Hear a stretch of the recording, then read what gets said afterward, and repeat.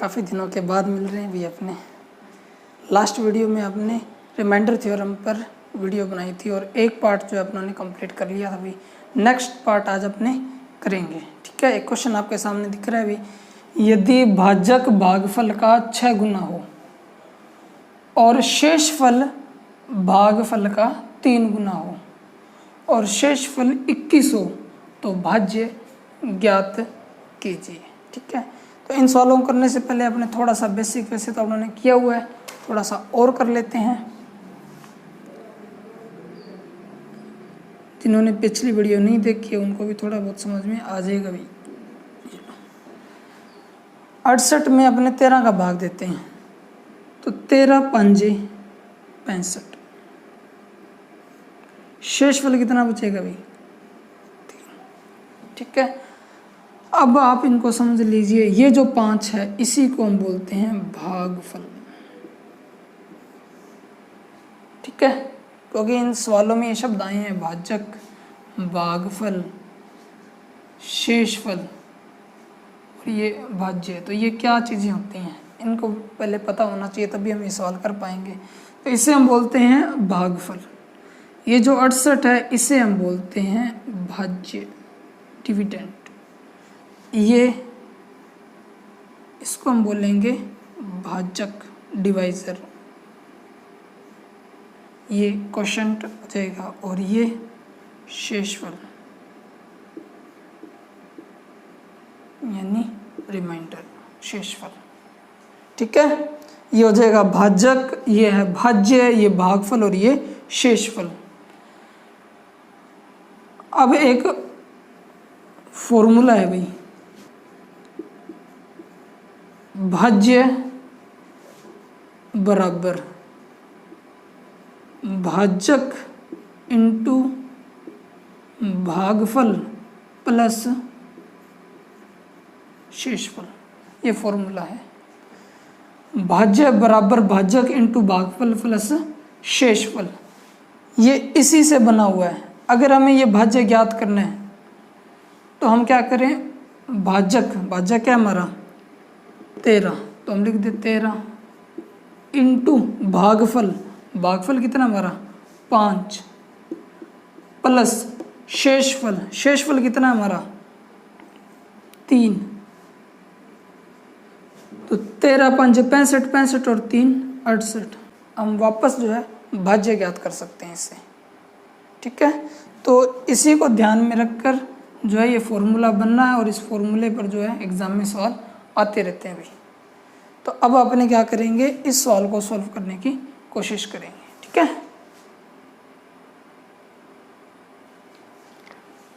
देखिए भी फॉर्मूला क्या था अपना, भाज्य बराबर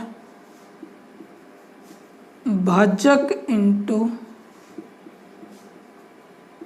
भागफल प्लस शेषफल। ठीक है, और अब अपने सवाल को पढ़ते हैं भाई।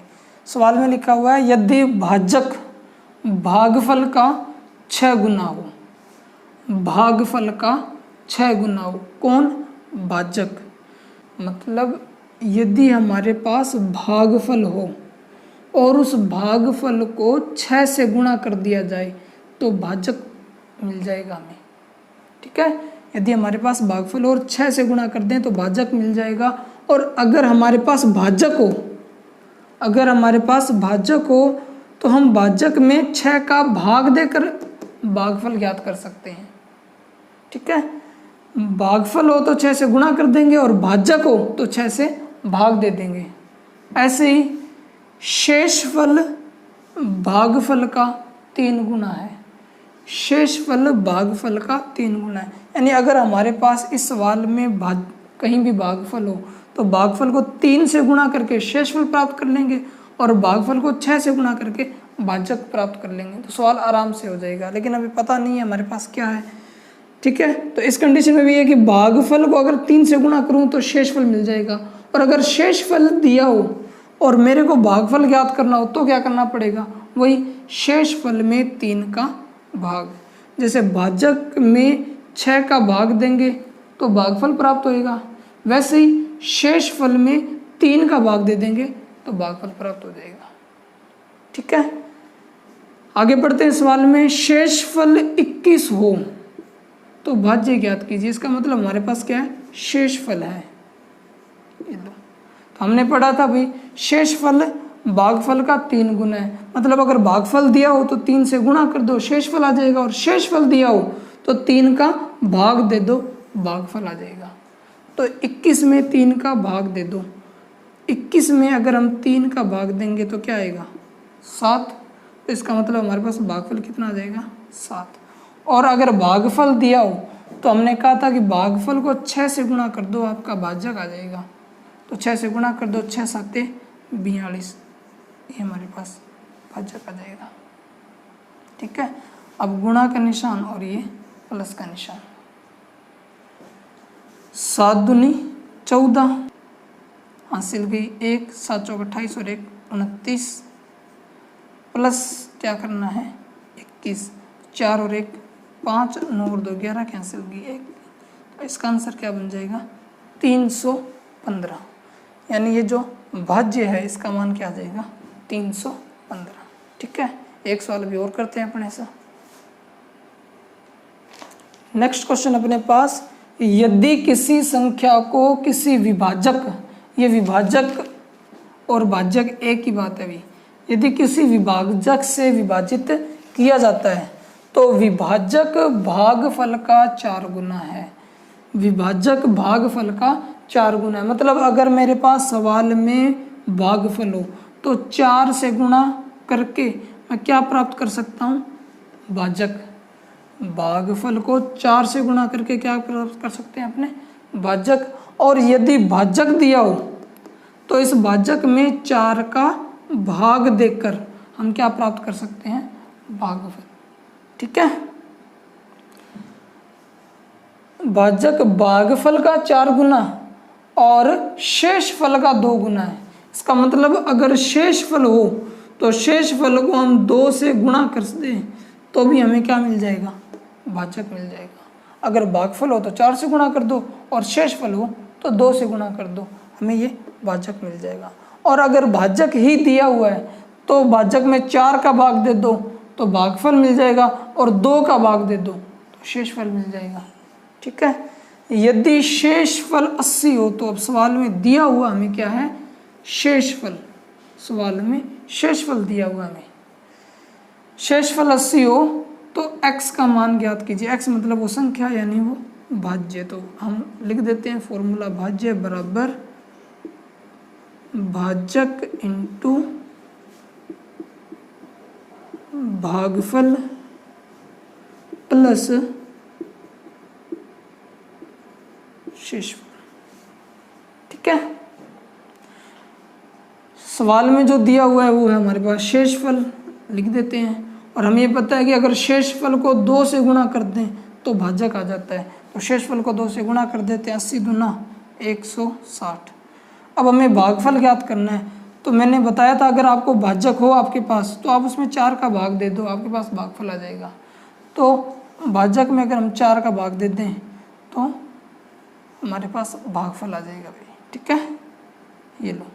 अब 16 चौके 64 प्लस 80 तो कितना हो जाएगा, 64 80, ये हमारा भाज्य हो जाएगा 64 80। ठीक है, बात आई होगी समझ में। और सवाल करते हैं ऐसे ही। अब अपने कर रहे हैं भी सेकंड टाइप। क्वेश्चन क्या है, दिए गए पूर्णांक a और b को 8 से विभाजित करने पर शेषफल क्रमशः 5 और 7 प्राप्त होता है। मतलब जब a में 8 का भाग दिया तो 5 शेषफल आया और b में 8 का भाग दिया तो 7 शेषफल आया। जब a इंटू बी को 8 से विभाजित किया जाए तो शेषफल क्या होगा। इस प्रकार से सवाल एग्जाम में पूछा जाए तो हमें क्या करना है। तो इस कंसेप्ट को पहले हम समझ लेते हैं। भी अपने 2 संख्याएं लेते हैं, जैसे मैंने लिया एक 26 और एक 33। ठीक है, मैंने इन दोनों संख्याओं में 5 का भाग दिया। जब हम 26 में 5 का भाग देंगे तो शेषफल क्या बचेगा, 1। और जब 33 में 5 का भाग देंगे तो शेषफल कितना बचेगा, 3। ठीक है। अब वो ये कहते हैं कि यदि इन दोनों संख्याओं के योग में यानी 26 प्लस 33, यदि दोनों संख्याओं के योग में 5 का भाग दें तो शेषफल कितना प्राप्त होगा। तो एक कंडीशन तो ये है कि हम दोनों का योग करें, 6 और 3 9, 3 और 2 5, और फिर 5 का भाग दें, 11 5 55, और शेषफल क्या बचेगा 4। ठीक है, ये था टाइम वेस्ट। आप क्या कर सकते थे इसकी जगह, उसने कहा इन दोनों संख्याओं के योग में 5 का भाग दें तो शेषफल क्या प्राप्त होगा। तो आप इन दोनों के शेषफल को ही डायरेक्ट जोड़ सकते थे, यानी संख्याओं के जोड़ करने पर जो रिमाइंडर आएगा वही उनके शेषफल को ऐड करने पर भी वही बनेगा। इन दोनों को ऐड करने पर रिमाइंडर क्या आया था 4, अगर आप दोनों रिमाइंडर को जोड़ देते तो 3 और 1, ये भी कितना आता 4। ठीक है, यदि वो आपसे कहता है कि इन दोनों संख्याओं के गुणनफल में 5 का भाग देने पर शेषफल क्या आएगा। ठीक है, इन दोनों संख्याओं के गुणनफल में 5 का भाग देने पर शेषफल क्या आएगा। तो आप दोनों का गुणनफल करके देख लो भाई, 26 78, 26 78 78 और ये 85, कितना आ जाएगा भाई 858, और 5 का अगर हम इसमें भाग दें तो शेषफल कितना आएगा 5 एकम 5, 3 35, 5 7 35, यानी इसका शेषफल कितना बचेगा 3। ठीक है, दोनों संख्याओं के गुणनफल में 5 का भाग देने पर शेषफल कितना आया 3। ये शेषफल यहाँ से डायरेक्ट नहीं आ सकता था, 3 एकम 3। ठीक है, तो यदि वो आपसे संख्याओं में कुछ भी परिवर्तन करवाने की बात करे तो वो परिवर्तन आप कहाँ कर सकते हो, उनके शेषफल में डायरेक्ट, ना कि आप उन संख्याओं को याद करेंगे। ठीक है, तो उनके जो परिवर्तन उनकी संख्याओं में देखने को मिलेगा वही परिवर्तन आपको उनके शेषफल में भी महसूस होगा। तो इसी कंसेप्ट पर आधारित ये क्वेश्चन है, अपने करते हैं इसको। देखिए भाई, दिए गए पूर्णांक a और b को 8 से विभाजित करने पर शेषफल क्रमशः 5 और 7 प्राप्त होता है। जब a इंटू बी को 8 से विभाजित किया जाए तो शेषफल क्या होगा। तो वो कह रहा है कि इन दोनों संख्याओं को गुणा करो, तो हम क्या करें, उनके शेषफल को गुणा कर लेते हैं, यानी 5 7 35, हम उनके शेषफल को गुणा करके और 8 का जो है भाग दे देते हैं, क्योंकि जो डिवाइजर है वो तो 8 ही है।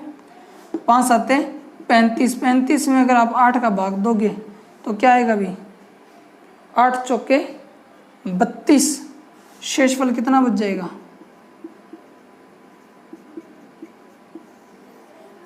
ये इसका आंसर होएगा। ठीक है, उसने बोला उन दोनों संख्याओं के गुणनफल में, तो हमने उन दोनों के शेषफल का गुणा कर दिया। वो बोल देता उन दोनों संख्याओं के योग में, तो हम उनके शेषफलों का योग कर लेते। ठीक है, हमें वो संख्याएं ज्ञात करने की जरूरत नहीं है। आगे होगा समझ में। एक सवाल और करते हैं अपने। ठीक है, सवाल नंबर 2 क्या कहता है अभी, सवाल नंबर 4 क्या कहता है अभी, यदि पूर्णांक n को 5 से विभाजित किया जाता है तो शेषफल 2 प्राप्त होता है। यदि 7n को, मतलब 7 से गुणा कर दिया अभी, 7n को 5 से विभाजित किया जाए तो शेषफल क्या प्राप्त होगा। तो वो ये कह रहा है कि संख्या का 7 गुणा, यानी संख्या को 7 से गुणा करो। हम क्या कर देंगे, उसके शेषफल को 7 से गुणा कर देंगे, यानी 7 इंटू 2 और बटे में 5। जो वो संख्या को गुणा करता है वही हम उसके शेषफल में गुणा कर देंगे, जो वो संख्या में जोड़ता है वही हम उसके शेषफल में जोड़ देंगे। तो क्या बन जाएगा भाई, 7 दूनी 14 में 5 का भाग दे दो, रिमाइंडर क्या आ जाएगा बता दो भाई, 5 दूनी 10 और रिमाइंडर क्या आ जाएगा 4। आया समझ में। किसी संख्या को 5 से विभाजित करने पर शेषफल 2 प्राप्त होता है, तो उस संख्या के 7 गुणा को 5 से विभाजित करने पर शेषफल क्या प्राप्त होगा। तो हमने क्या किया है, उस संख्या के जो शेषफल है उसको 7 से गुणा करके 5 का भाग दे दिया है। ठीक है, 7 दूनी 14, 5 का भाग देंगे, 5 दूनी 10, तो रिमाइंडर क्या आ जाएगा 4।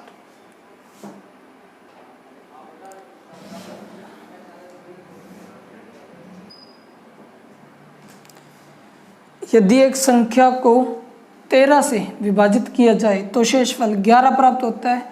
यदि उस संख्या के वर्ग के 2 गुने को, उस संख्या के वर्ग के 2 गुने को 13 से विभाजित किया जाए तो शेषफल क्या प्राप्त होगा। तो वो कह रहा है उस संख्या के वर्ग के 2 गुने को, तो हम ये सब उसके शेषफल में कर देते हैं।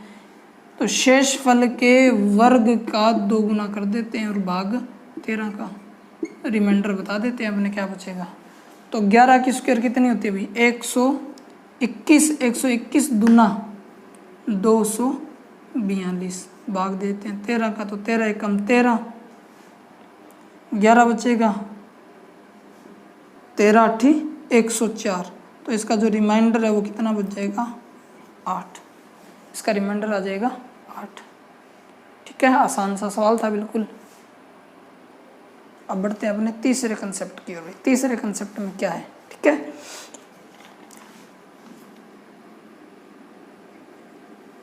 एक संख्या ली मैंने 29, एक संख्या और ले लेते हैं अपने, वही पहले वाली 33। इसमें मैं 5 का भाग दे रहा हूँ और इसमें भी मैं 5 का भाग दे रहा हूँ।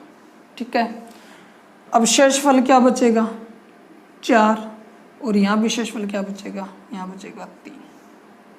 ठीक है, अब यदि इन दोनों के योग में 29 प्लस 33 में 5 का भाग दें तो शेषफल क्या बचेगा 9 और 3 12 की हासिल गई 1, यानी हो जाएगा 62, और 5 का भाग देंगे 12 पंजे 60, और शेषफल क्या बचेगा 2।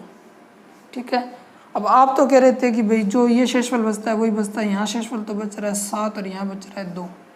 आपको भी ये बात पता होगी, नहीं पता है तो अब पता कर लें कि कभी भी शेषफल भाजक से बड़ा नहीं हो सकता। हम 5 का भाग दे रहे हैं तो 7 शेषफल कैसे बच सकता है। मैक्सिमम शेषफल 4 बचेगा, 4 के बाद जैसे ही 5 होगा 5 का भाग फिर से उसमें चला जाएगा पूरा। ठीक है, तो जब भाजक की 5 भाग ही 5 का दे रहे हैं तो शेषफल 7 कैसे बच सकता है। इसका मतलब अगर शेषफल भाजक से बड़ा होता है तो एक बार भाग फिर से चला जाता है, यानी 7 में भी 5 का भाग चला गया, और उसके बाद जो शेषफल है वो कितना बच रहा है 2 बच रहा है, वो शेषफल है ये। ठीक है, इसी को आधार मान के वो आपसे क्या है भाजक पूछने का प्रयास करता है। इसी चीज को आधार मानकर वो आपसे भाजक पूछने का प्रयास करता है। कैसे पूछेगा, इस 5 को अपने गायब करके यहाँ लिख देते हैं डी। ठीक है, इस प्रकार से अब वो सवाल आपसे ये पूछेगा कि 29 में डी का भाग देने पर शेष 4 बचता है, 33 में डी का भाग देने पर शेष 3 बचता है, और दोनों संख्याओं के योग में डी का भाग देने पर शेषफल 2 बचता है। तो डी का मान ज्ञात करो, ऐसे पूछ लेता है सवाल वो। ठीक है, तो इस डी का मान कैसे ज्ञात करेंगे, इन दोनों शेषफलों को जोड़ देंगे, दोनों शेषफलों को जोड़ देंगे और इस तीसरे शेषफल को घटा देंगे, तो आपके पास डी का मान आ जाएगा 4 3 7 में से 2 गए 5। ठीक है, इस तीसरे शेषफल को हमें घटा देना है तो हमारे पास डी का मान आ जाएगा। ठीक है, या तो ये खुद ही डी का मान होगा या फिर इसका कोई गुणज डी का मान होगा, वो अपने जैसे सवाल करेंगे तो वो समझ में आता जाएगा आपको। ठीक है, करें सवाल शुरू। देखते हैं सवाल क्या कहता है। यदि किसी संख्या को डी से विभाजित किया जाए तो शेष 39 प्राप्त होता है। यदि किसी अन्य संख्या को डी से विभाजित किया जाए तो शेषफल 33 प्राप्त होता है। यदि दोनों संख्याओं के योग को डी से विभाजित किया जाए तो शेषफल 19 प्राप्त होता है। डी का मान ज्ञात कीजिए। तो ये हो गया आपका R1, ये हो गया R2 और ये हो गया R3। मैंने आपको बताया था R1 और R2 को जोड़ना है और माइनस करना है R3 को। ठीक है, तो डी का मान अपने आप आ जाएगा। तो क्या हो जाएगा अभी 39 प्लस 33 माइनस 19, तो ये 9 में से 9 घट जाएगा। ठीक है, तो यहाँ आपके पास बच जाएगा 3 और इधर 3 और 3 6 में से घट जाएगा 5, तो डी का मान क्या आ जाएगा 53। अब 53 ही डी का मान क्यों है, क्योंकि 53 एक अभाज्य संख्या है, इसका कोई गुणज नहीं हो सकता।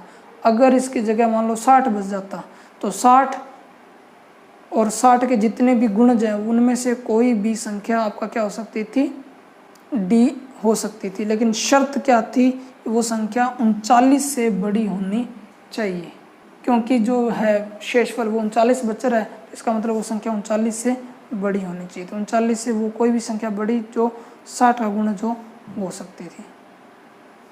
ठीक है, देखिए भाई सवाल नंबर 7, यदि किसी संख्या n को d से, और d ने हिंट दी हमें 2 अंकों की संख्या है, ठीक है, d से विभाजित किया जाए, d से विभाजित किया जाए तो शेषफल 52 बचता है, शेषफल 52 बचता है। यदि 5n को d से विभाजित किया जाए तो शेषफल 4 बचता है। तो d का मान ज्ञात कीजिए। करें शुरू।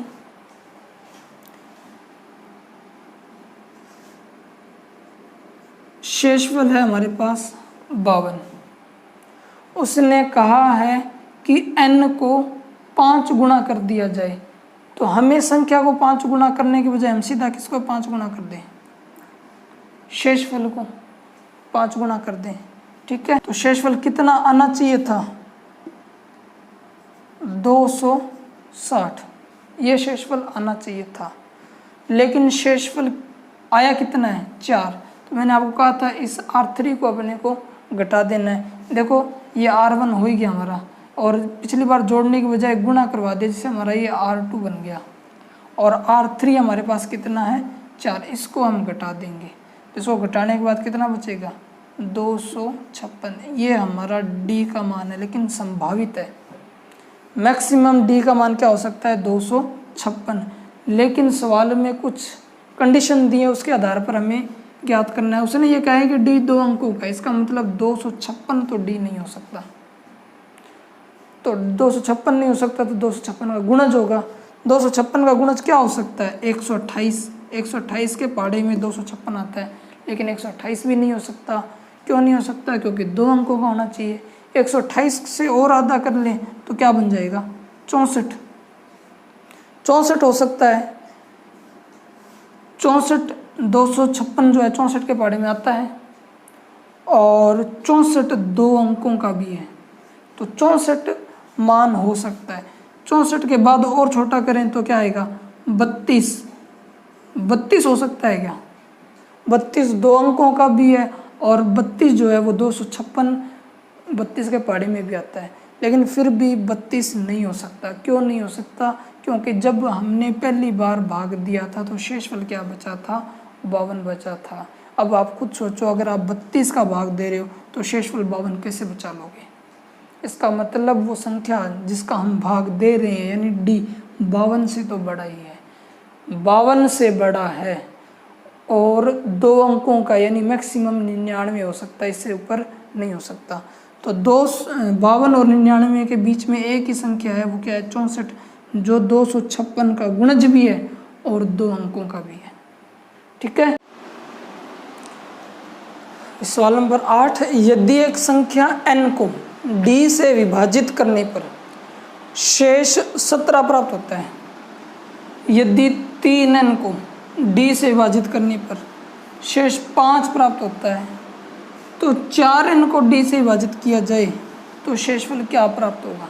तो पहले अपने यहीं से लेते हैं, अभी n को विभाजित करें तो 17 प्राप्त होता है शेषफल, और 3n को करें तो कितना शेषफल प्राप्त होना चाहिए, तो हम भी इसको गुणा कर देंगे 3 से, 17 3 51, यानी 51 शेषफल प्राप्त होना चाहिए था। भाई n को d से विभाजित करें तो 17 शेषफल प्राप्त होता है, और अगर 3n को d से विभाजित करें तो 17 3 51, शेषफल 51 प्राप्त होना चाहिए था, लेकिन वो कह रहा है 51 प्राप्त नहीं हुआ। शेषफल कितना प्राप्त हुआ है जी 5 शेषफल प्राप्त हुआ है। तो इस 5 को अगर हम घटा दें तो हमें डी का मान मिल जाएगा कितना 46।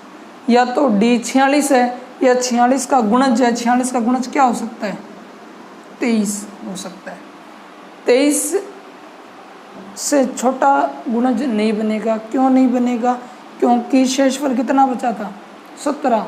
17 से बड़ी एकमात्र संख्या है 23 जो 46 का गुणज है। यानी डी का मान या तो 46 हो सकता है या फिर 23 हो सकता है। तो हमें डी का मान मिल गया। अब वो ये बोल रहा है कि 4n के अंदर अगर डी का भाग दिया जाए 4n में, तो हम क्या करें शेषफल को 4 से गुणा करते हैं। 17 चौके 68, यानी 68 के अंदर अगर हम भाग दें तो शेषफल क्या प्राप्त होगा। अब भाग चाहे आप 46 का दे लो चाहे आप 23 का दे लो, शेषफल तो वही आएगा, चेंज नहीं होगा। ठीक है, 23 का भाग दें तो 23 गुना 46, 23 3 69, जबकि यहाँ कितना है 68 है, तो शेषफल कितना आ जाएगा 22। 46 का भी करोगे तो 46 से कम 46, 46 के बाद में 68 के लिए कितना शेषफल 22, तो इसका आंसर क्या बनेगा 22। दोबारा से देख लेते हैं। उसने कहा था n को d से भाग दूं तो 17 शेषफल आता है। फिर उसने कहा n के 3 गुणे को d से भाग दूं तो शेषफल 5 प्राप्त होता है। हमें ये पता है कि अगर 3 से गुणा करेगा तो शेषफल 51 प्राप्त होना चाहिए, लेकिन प्राप्त कितना हो रहा है 5 प्राप्त हो रहा है। इसका मतलब जो शेषफल प्राप्त हो रहा है वो हमारे विभाजक से बड़ा है। वो विभाजक कैसे ज्ञात करें, उस शेषफल को घटा लो तो हमारा विभाजक आ जाएगा। जैसे 51 में से 5 घटाया तो कितना आया अभी 46। तो या तो हमारा विभाजक यानी डी 46 है या फिर 46 से कम है। तो 46 से कम क्या हो सकता है 23 जो इसका गुणज है, इसके अलावा और कोई संख्या नहीं होगी। ठीक है,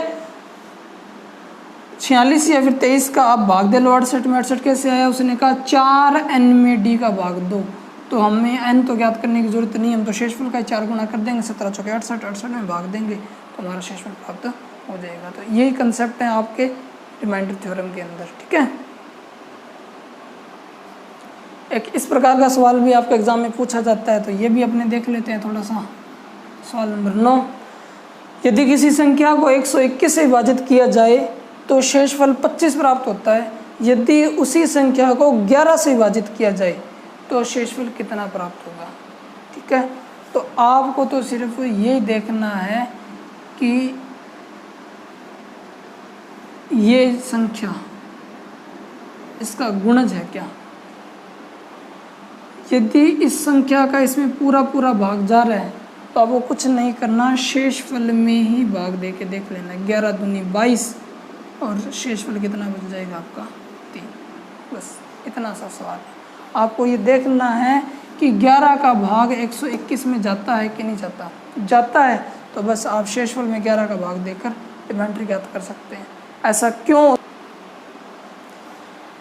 यदि किसी संख्या को 899 से विभाजित किया जाए तो शेषफल 63 प्राप्त होता है। यदि उसी संख्या को 29 से भाग दिया जाए तो शेषफल कितना प्राप्त होगा। तो आपको तो ये देखना है इस 29 का भाग जाता है क्या 899 में, बिल्कुल जाता है। 29 3 87, 2 29 से कम 29 भाग पूरा पूरा जाता है। तो बस आप इस 29 का जो भाग है वो 63 में दे लो, रिमाइंडर ज्ञात कर लो। 29 दूनी 58 और 5 63, शेषफल कितना आ जाएगा 5। ठीक है, अभी आपका क्रमागत शेषफल और बचा है, तो वो अपने नेक्स्ट वीडियो में कर लेंगे, तो आपका रिमाइंडर थ्योरम जो है पूरी तरह से कंप्लीट हो जाएगा।